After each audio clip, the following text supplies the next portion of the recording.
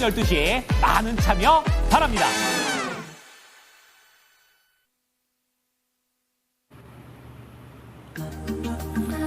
안녕하세요. 반갑습니다. 토마토 투자자문의 김종수 운용력입니다. 목요일인데 제가 출연했습니다. 이관욱 전문가님께서 개인 사정이 좀 있으셔서 오늘 제가 대신합니다. 종합주가지수가 최근에 거침이 없습니다. 2800 정말 오랜만에 보는 숫자거든요.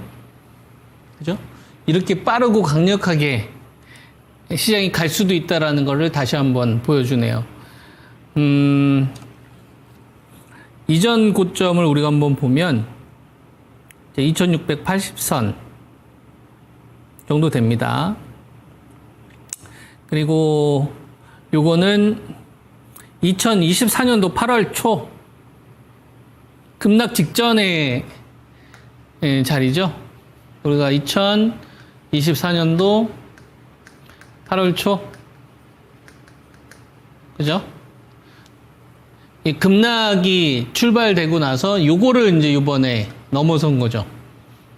그죠? 그러면은 8월 달이니까 4개월 한 10개월 만에 넘어서는 겁니다. 10개월. 10개월 동안에 이제 매무수화 과정들이 있었어요. 그죠? 자, 근데요, 작년도 8월 달, 그 다음에 11월 달, 우리가 두 개를, 수직으로 선을 그어보면, 요때보다는 11월 달이 훨씬 더 중요한 시점이라고 봅니다. 포인트. 예, 변곡점이라고 저는 봐요. 변곡점. 요때가. 지수의 위치는 요때보다는 이게 더 낫지만 사실상 주식시장의 돈길은 요때부터 변하기 시작을 했거든요. 작년도 11월 초는 트럼프 대통령이 당선이 됐습니다. 트럼프 2.0이 시작이 됐죠. 그죠? 그래서 작년도 10월 달부터 11월 초부터 그죠? 요때부터 주식시장이 2284까지 이제 폭락이 나오면서 다양한 변수들이 있었잖아요. 트럼프 대통령의 당선도 있었고 그다음에 계엄 사태도 있었고 아주 큰 정치 변수 좌우로 완전히 제대로 갈라지는 그죠? 이런 좀 안타까운 일들이 있었고 그 다음에 또 관세 전쟁 이 이슈로 인해서 전 세계 시장이 홍역을 좀 실었습니다. 여러 가지 많은 일들이 좀 있었는데 이 기간 동안에 이제 돈길을 열었던 작년도 11월 달 초, 8월 달보다 11월 달 초 요때가 이제 훨씬 더 중요하다 이거죠. 트럼프 2.0의 돈길을 열었던 녀석들. 요거는 제가 이전에 여러분들에게 영웅놀이 그죠? 그 다음에 중국견제, 영웅놀이, 중국견제라는 키워드를 가지고 있는 섹터로 그래서 방산주, 우주항공, 그 다음에 조선주, 전력주, 원전주, 건설기계까지 이 5가지의 산업 자체가 주도주가 된다라고 하면서 이제 저쪽 여러분들한테 추천을 좀 드리면서 왔었지 않습니까? 그리고 나서 이제 쭉 오다가 작년도 11월 초에 버금가는 것만큼 요 기간 동안에 한국에 그죠? 차기 정부가 등장을 했죠. 이재명 정부. 그래서 요게 포인트 1이라고 한다면은 요때를 전후로 한 게 요번에 이제 포인트 2다라고 보는 거예요. 앞서 여러분들에게 요 차트를 하나 보여드렸어요. 기억나시는지 모르겠는데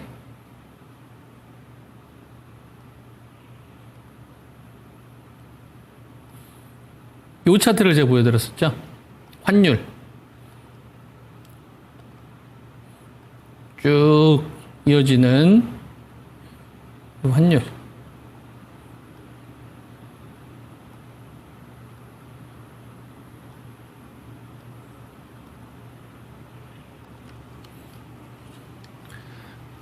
앞으로 여러분들이 해외여행을 가고 싶으면 이전에는 워낙 약세였기 때문에 1,400원, 1,500원으로 가는 이런 불리한 환경이었기 때문에 이 환율이 올라가기 전에 미리 달러를 사실 분들이 있었을 텐데 이번에는 제가 그렇게 하지 말자라고 말씀 좀 드렸죠. 이제 급하게 안 사도 된다. 왜냐면 원화 강세로 가는 거다. 그죠? 원화 강세로 가는 거다. 뭐는 트럼프의 이 관세 전쟁은 달러 약세를 유발시키고 원화 강세 요인으로 가는 구조적인 요인이다. 이건 아십니까? 그래서 이거는 쉽게 안 바뀐다. 그리고 그 흐름이 낫다 해서 이제 지난번에 여러분들한테 여기서 이제 보여드렸었단 말이에요. 이건 이제 구조적인 흐름이 나올 거다. 그래서 2022년도 2월 말에 러시아가 이제 우크라이나 침공하고 나서요. 그때 우리나라 환율이 1,180원하고 이제 1,280원 요 사이에 이제 갇혀져 있다가 확 레벨업이 되면서 1,350원, 1,400원, 1,500원 향해서 갔었던 거거든요. 그 출발 자리로 지금 다시 내려오고 있는 거예요. 그래서 지금 1,359원인데 요 구간에서 만약에 여기서 이제 한 단계 더 레벨 다운이 되는 흐름들이 나오게 되면 어떠한 일들이 펼쳐질 수 있을까를 우리가 생각을 해야 됩니다. 여러분. 네, 이거는 돈의 구조적인 변화가 나타나는 거기 때문에. 그죠? 거시적으로 보면,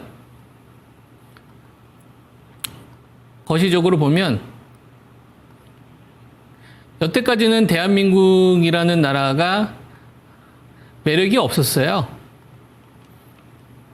다시 한번 선을 그어 볼까요? 11월 달 초, 여기 이제 포인트 1, 요게 포인트 2, 그죠? 요건 트럼프 2.0. 그리고 지금은 이재명 정부. 그죠? 그래서 트럼프 2.0의 주인공은 누구였어요, 여러분? 여기서 이제 주인공. 주인공을 좀 크게 하고 싶은데, 여기서의 주인공 뭐였어요? 방산주, 우주항공, 하나에어로, 하나시스템, 한국항공 우주, 뭐 LRG, 넥스원, 현대, 로템, 뭐 이런 주식이지 않습니까? 그 다음에 조선주.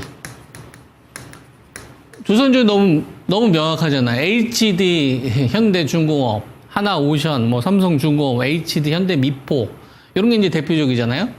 그죠? 그 다음에 마린솔루션 이런 것도 있죠. HD 마린솔루션, 엔진 쪽도 괜찮으니까. 그 다음에 뭐 하나엔진 이런 것들. 조선 섹터 같이 가는. 그죠?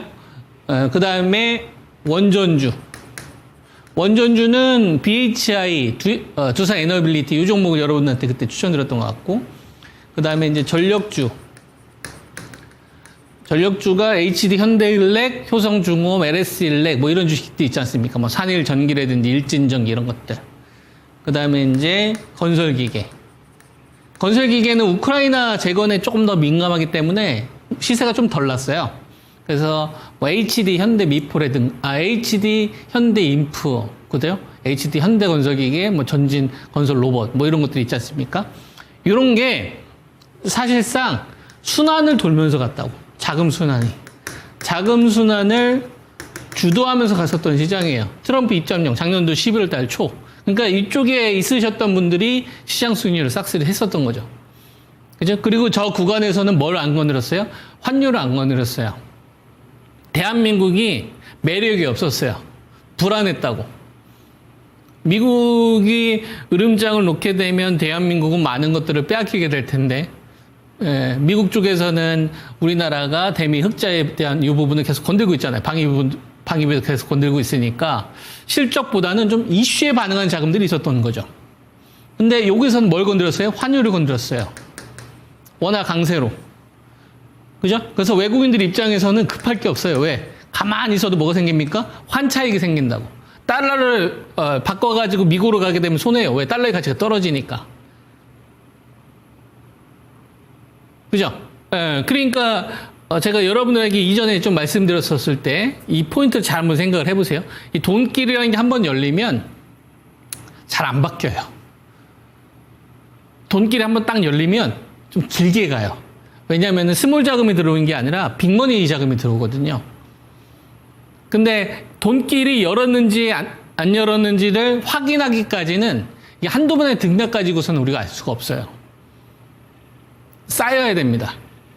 실장이 좀 좋지 않더라도 누가 실질적으로 이제 매수 우위에 해당했던 애가 얘였구나. 얘가 정말 좋은 기업이었고 얘는 좋은 척 했던 기업이었구나. 얘는 그냥 테마로 그냥 끝내야 되는구나. 이거는 그냥 메이저 자금이 들어왔으니까 판 더 키우겠는데.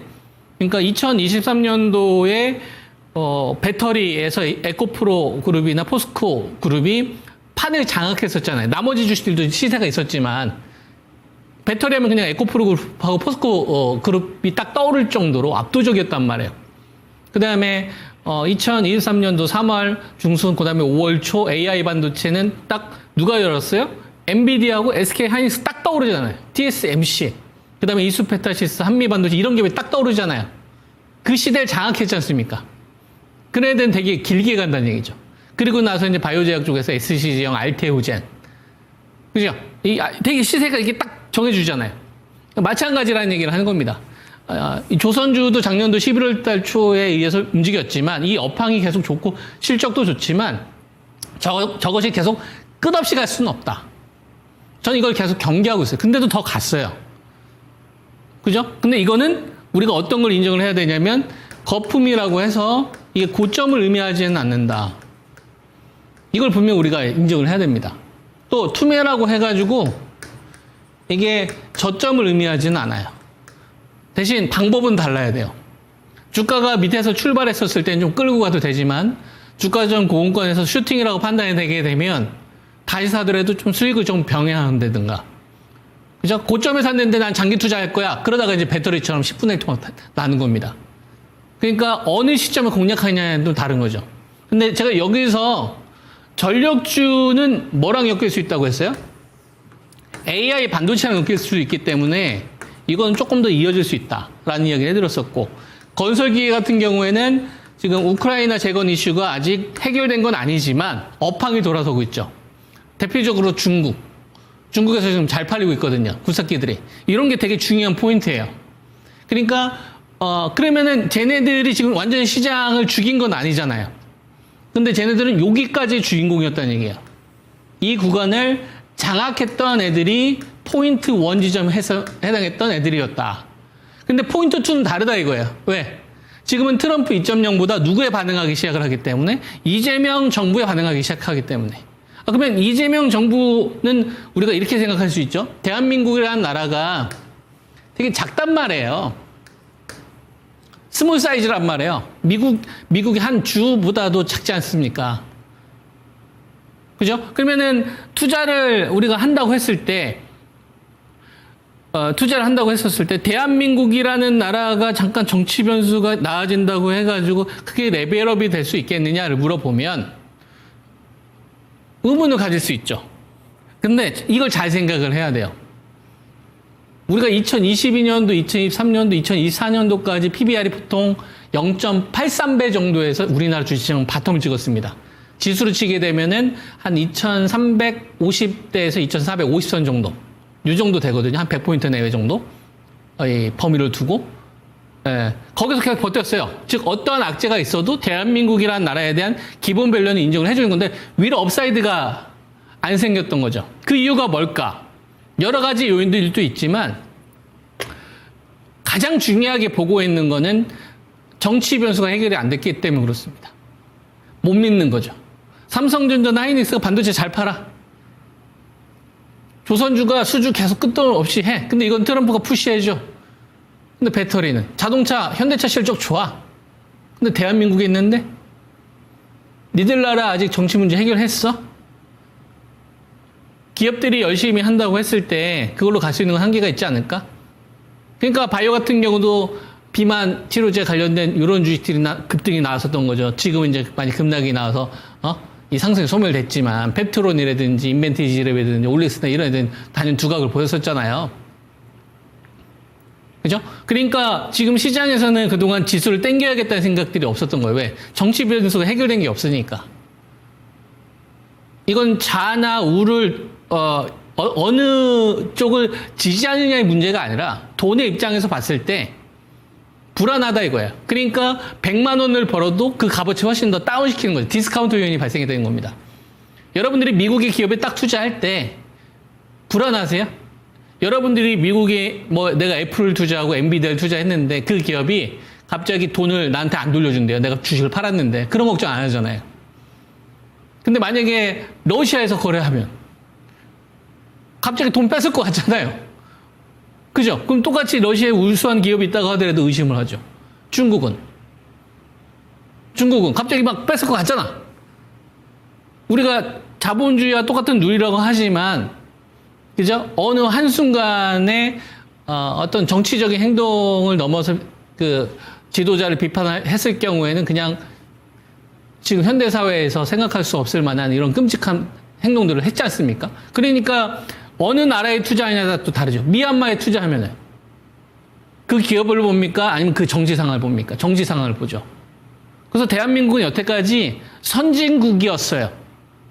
기업들의 경제활동이나 이 자본주의와 관련된 어떤 기업들의 행동들이나 정치적인 것들은 일정 선을 유지를 했었다고. 근데 작년도에 비상계엄 사태는 선을 넘은 거예요. 내가 이 기업을 판단을 해서 베팅을 하고 싶은데 비상계엄 사태 이거는 내가 도저히 돈들의 입장에선 큰 금액을 베팅을 못 하겠다. 그러니까 상당히 막혀버리는 거야. 근데 대한민국의 저력을 보니까 한국 사람들이 열심히 살아, 성실하고 문제 있으면 도망가지 않고 해결하려고 끝까지 파고드는 이런 문화가 있잖아요. 그러니까 이제 바텀은 지켜주는 거지. 그래서 이번에 비상계엄 사태 이후에 이재명 정부의 탄생은 어떤 걸 의미를 하는 거냐면 상단에 대한 그동안 디스카운트 요인이 있잖아요. 이게 이제 사라졌다라고 저는 보는 거예요. 무슨 말인지 이해돼요. 그러니까 여태까지 너희들은 만년 저평가야 이해했었는데 그 이유는 너희들의 정치 변수가 아직 해결된 게 없잖아. 근데 지금 그게 사라졌으니까 얘기 다시 한번 해보자. 협상 다시 한번 해보자. 너희들 가지고 있는 기업에 대해서 다시 한번 밸류 측정 다시 한번 해보자. 이렇게 돼버린 거예요. 그러니까 옛날에는 100조를 벌어도 그냥 시큰둥 했었다면 지금은 100조를 벌어도 약간 인정을 해줄 수 있는 거죠. 여기에 플러스 알파가 생긴 거예요. 다시 한번 협상을 한번 해보자. 근데 대한민국이라는 시장에서 협상이 잘 안 돼. 그럼 돈 가지고 도망가고 싶어도 달러 가지고 있으면 손해보는 거예요. 달러 약세기 때문에. 그러니까 결국 그 돈이 한국에 머무른 상태에서 계속 시기를 기다리는 거지. 베팅할 만한 이유들을. 뭐가 있을까? 그러니까 재료가 나오면은 반응을 확실히 해주는 거예요. 근데 이 돈의 성격이 유대인 자금들하고, 그 다음에 중국계 자금하고 유럽계 자금하고, 그 다음에 이제 중동 쪽 자금의 성격이 좀 다르거든요. 요번에는 그 주체는 좀 바뀐 것 같긴 합니다. 2017년도, 18년도, 그 다음에 2020년도, 2021년도 이 사이클을 이끌었던 이 투자 주체의 머니의 성격과 지금의 머니의 성격은 좀 약간 다른 것 같아요. 중국계 자금들의 좀 성격이 조금 더 많이 있지 않나. 저는 이렇게 좀 보고 있는데요. 그래서 포인트 1과 포인트 2를 봤었을 때 기존에 주도했었던 방산주, 조선주, 원전주, 전력주, 그 다음에 건설기계 상단을 뚫기 위한 재료가 필요했는데 이재명 정부 딱 나오고 나서 그 역할을 해줄 수 있을 만한 주식이 제일 먼저 뭐가 튀어나온 거냐면 금융주와 지주사가 튀어나온 거예요. 금융주와 지주사가 튀어나온 겁니다. 근데 이거 가지고선 제가 부족하다고 했죠. 얘네들 가지고선 판 키우는 게 한계가 있다. 돈을 키우는 게. 그래서 반도체 또는 바이오, 자동차나 그 다음에 이제 배터리도 있지만 수출주 가운데서 실적 성장이 계속 좀 지속될 수 있는 거는 반도체나 바이오가 될 가능성이 좀 높다라고 좀 보고 있어서 어느 쪽으로 쏠렸는지 저도 잘 판단을 못하겠다. 근데 반도체 아니면 바이오가 될 것 같다는 이야기를 했죠. 여러분들은 그걸 좀 확인하면서 우리가 유연하게 한번 대응을 한번 해보자. 그죠? 그래서 종합주가지수 기준으로 보면은 2650 전후에 와서 왔다 갔다 했었을 때 만약에 방산주나 조선주가 무너지는데, 저기서 이제 6마리죠. 방산주하고 조선주가 무너지는데 반도체나 바이오 얘네들이 이 자금을 가져오지 못하고 같이 무너지면은 우리는 이제 2550까지 열어놓는 거고, 여기서 이제 이번에 조선주와 방산주를 안 죽였잖아요. 안 죽인 상태에서 반도체나 바이오나 자금이 붙어야 되는데 금융주가 먼저 선수 친 거예요. 그럼 이거는 뭐랑 역할을 똑같은 거냐면 방산주하고 우주항공과 같은 역할을 이번에 해준 거다. 그래서 금융주가 이번에 많이 올랐거든요. KB금융, 신한지주, 하나금융지주, 그 다음에 한국금융지주, 증권주들, 그죠? 하나투자증권부터 정말 많이 올랐습니다. 근데 생각을 바꿔야 된다고 보는 거예요. BPS를 보세요. 청산가치 아직 절반 수준밖에 되지 않습니다. 그러니까 작년도 방산주하고 조선주도 막 15%, 20% 급등했었을 때가 있었어요. 그러면 그때도 그게 고점이라고 생각을 했었거든. 근데 이게 전 출발이 될 수도 있다고 보는 거예요. 왜? 이자리를 뚫어준 건 이번에 금융적 지수가 뚫어준 겁니다. 우리가 급하게 고점에서 따라갈 필요는 없겠으나 다음 주가 됐든 다다음 주가 됐든 만약에 좀 눌리는 조정 타임이 나오면 여러분들이 가지고 있는 포트에서 좀 약한 종목들 조절하셔서 일부 좀 편입을 해야 된다고 보고 있고요. 그 다음에 이제 반도체하고 바이오 헷갈렸었는데 반도체가 먼저 좀 선수 쳤죠, 이번에. 그죠? 그러니까 크게 이제 세 종목이에요. 삼성전자, SK하이닉스, 그 다음에 삼성바이오로직스. 이 세 종목만 보면 돼요. 이게 무슨 얘기냐? 삼성전자, SK하이닉스 반도체 집단, 여기에 이제 삼성바이오로직스, 장군mon군 했던 상황이었던 거예요. 여기서, 삼박 한번 그 급등이 나왔었다가, 인적 분할, 그것 때문에 이제 상승을 다 소멸했죠? 그죠? 그리고 이 기간 동안 SK하이닉스는 올라갔지만 삼성전자는 밑에서 있었단 말이에요. 근데 삼성전자가 올라가면서 이번에 누구를 데리고 갔어요? 소부장과 HBM과 그 다음에 유리기판 관련된 주식을 데리고 갔잖아요. 그죠? 그러면 여기서 이제 순서가 정해진 거예요. 어떤 순서가 정해진 거냐면 반도체는 삼성전자하고 하이닉스가 주축이 된 상태에서 이게 다음 주에 만약에 매수 연속성이 나온다면 유리기판 관련된 주식들하고 HBM 관련된 주식들 목표치는 확 높여야 됩니다. 대표적인 주식이 뭐가 있어요?